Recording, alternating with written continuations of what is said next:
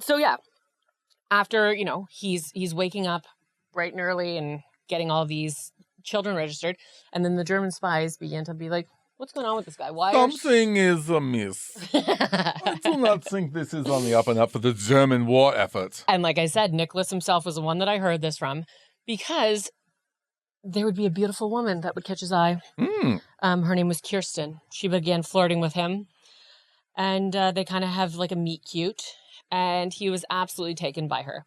She told him initially that she worked for the Swedish Red Cross Foundation, and she was going to... their flag. Is that just their flag? Or no, that's Swiss. I'm sorry. She was going to help him. She was like, yeah, I can totally get some of these kids to Switzerland. It's fine. But Kirsten was a German spy. What? I thought it was... you know where I thought you were going? Kirsten Dunst. That would be a weird... Before bring it up again. Or bring it on again. So he said that he was warned by many friends. They're like, we know she's a spy, dude. And he's like, she's super hot, though. No, you don't get it, mate. She really loves me. She loves me so much. She likes me for me. In the documentary that I watched that he was a part of, he was like, and it paid off.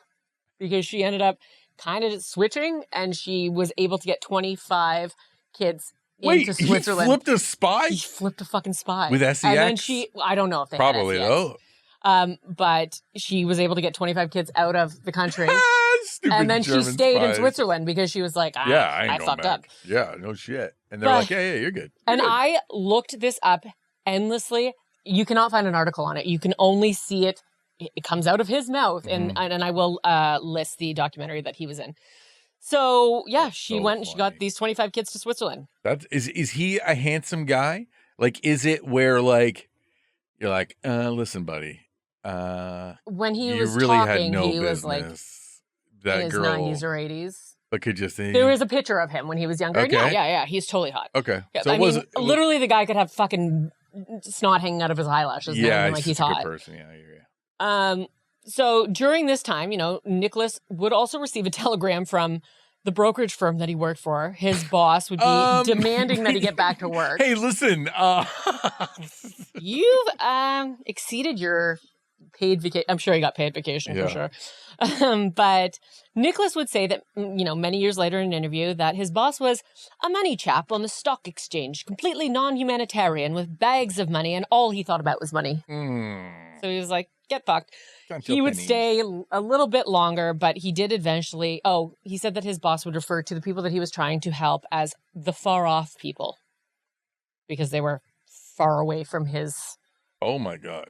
Well, they're far off right now because if you don't do something now, the far away people get them close up? Will be here. So, see, if you don't have to live in, like Nicholas here has proved to us, you don't have to live in the same country as somebody to value their life. Crazy. That is an interesting Weird. concept. I only value inside the border. Literally, only in this room right now. So he would push off his boss's request to return until finally he would get a promising response, and it would be his own home in England that would finally agree to begin helping the children come from Czechoslovakia to... England, to homes there. So there were stipulations, however, naturally. You can't just pile a bunch of kids into a country. First, the children would have to have guarantors who would provide them with £50 that would be put aside for their intended return to their parents. I did do the inflation and converted it. Bunch of math. I'm a genius. Basically, did you look at the camera in a weird way? I know, I acknowledged you. Totally. No, there was no... How dare... Imagine we just had a huge fight. I converted it first to USD and Canadian dollars as well.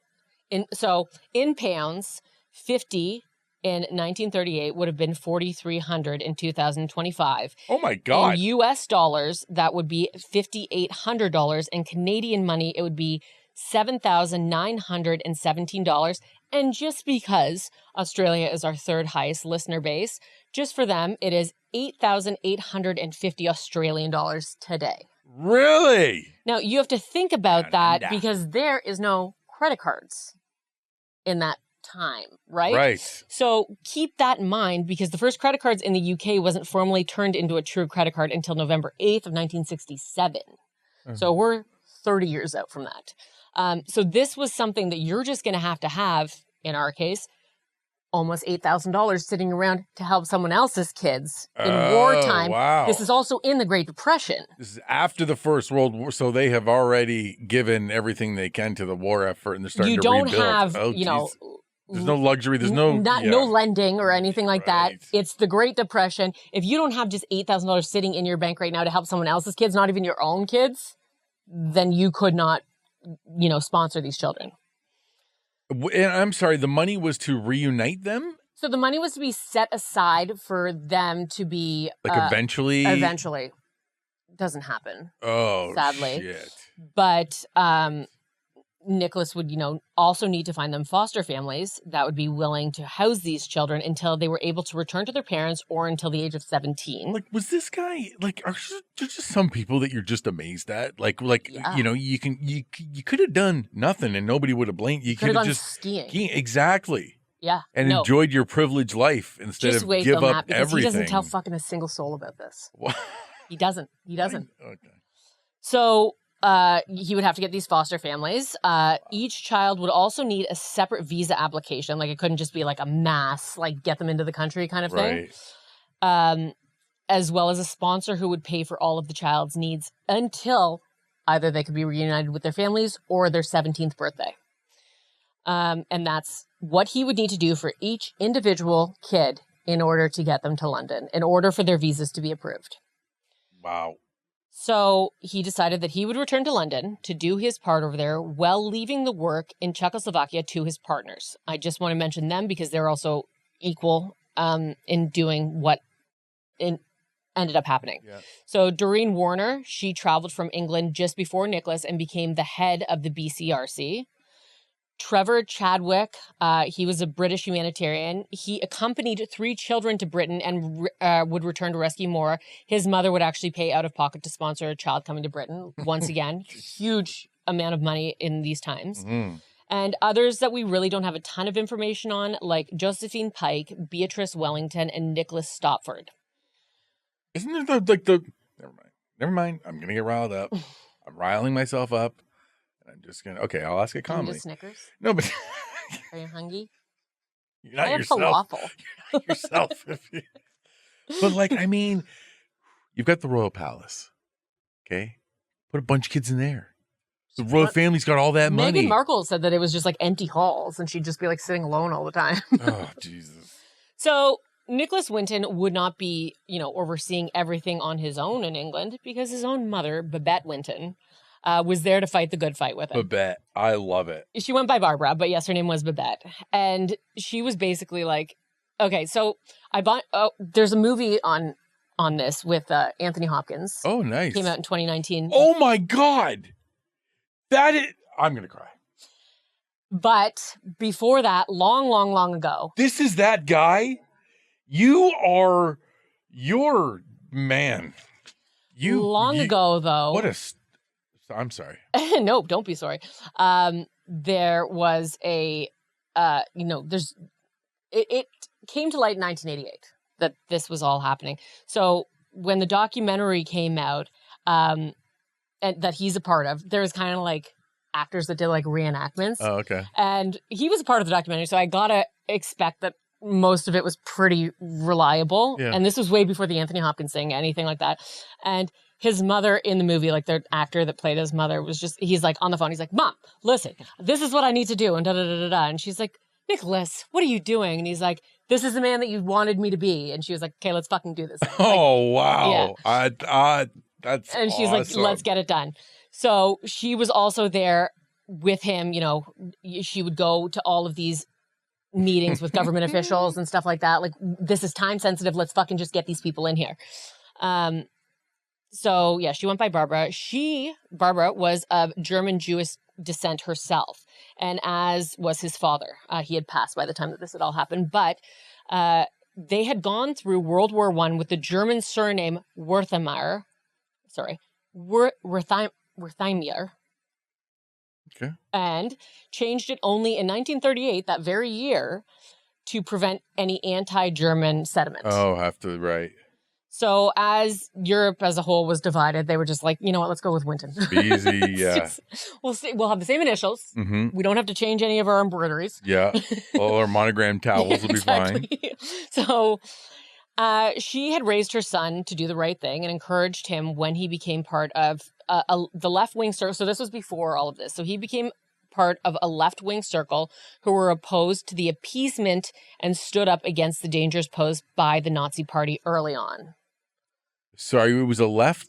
So he was part of the left-wing circle. So okay. He was, you know. So like a liberal, like. So his group was opposed to appeasement and stood up against any dangers posed by the Nazi Party. Right. They're like, don't give them. Well, you it's nuts. a lot of words to say they were against Nazis. Which I feel, boy. Most people should have been. This is a truer statement for kind of present times, I feel. It's a lot. You can say a lot. You can just say, I'm anti-Nazi.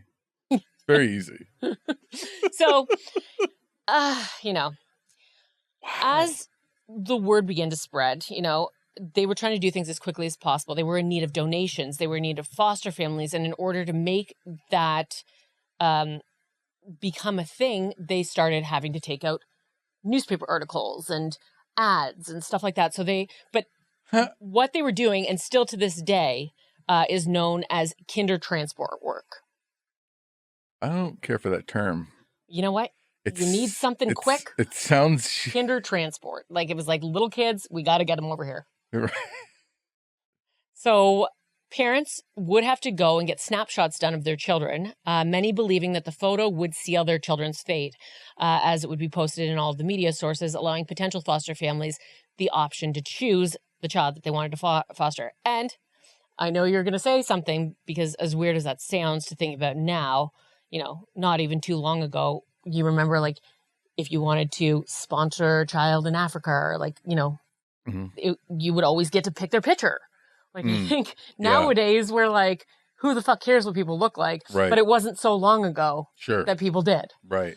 And yeah, so that was kind of what the parents were like, okay, you know, big smile, do this, do that. They were trying to get them picked, adopted. Which is so scary.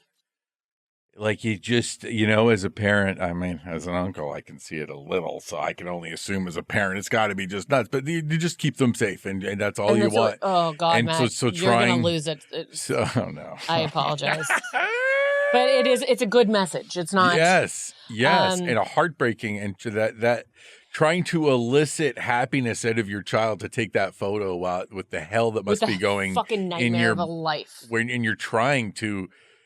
And these are the kids that are displaced too, right? Like, it's not like you're taking this picture and then you're going home to your fucking playroom. Yeah, right. You're going home to the ghetto, essentially. Exactly. So it probably wasn't, you know, too off by thinking that a super cute picture of a child would get a favorable response. The first kindertransport would leave Prague for England on March 14th, 1939. I hate to break this up with the Taylor Hanson fact, but that is his birthday. Not that year.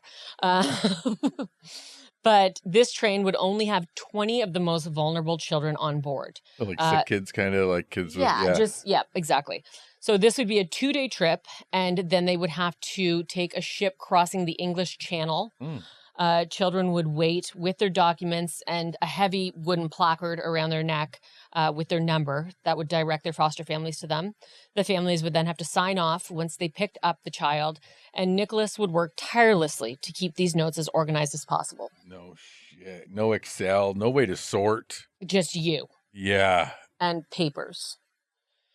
Their parents would be given the address of their foster families so that they would be able to keep in touch with their babies. Yeah. Wow. And hopefully one day, you know, would be able to reunite with them.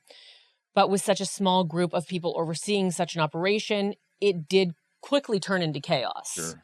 Nicholas would admit that the transports grew larger, and soon there would be well over 100 children on a train, with foster families all scrambling at the Liverpool Street station. Wow. Sometimes children would be overlooked, and in those cases, the London police would take the children under their wings until they got them properly placed. In one instance, and this is a story told by one of these brothers. So In one instance, there was 3 brothers who were waiting all day for their foster parents to come and get them.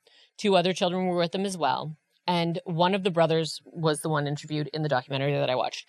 He said that they waited all day until they were the only kids left. And as they sat there well into the evening, a taxi driver pulled up alongside of them and said, "You've been here since 7 a.m. Are you hungry?"